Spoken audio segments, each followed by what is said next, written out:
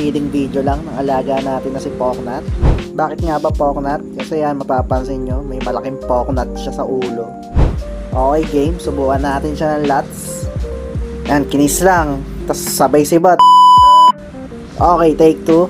Pinahiya tayo ni Poknat dun ah. Yan, lapit natin sa kanya to. Madadali na niya yan. Gutom na yan eh, 2 araw na hindi kumakain yan eh. Okay yun, dali. Kinagat-agad sa batok. Sana, binalutan na mga kap. Solid oh. Ayun, no, kitang-kita yung Poknat niya oh. Haba na pala ng Poknat niya. Alright, yun lang mga kap. Quickie feeding video lang. Abangan nyo yung bago natin Tarantula Sling. Dumating na ulit yung isa.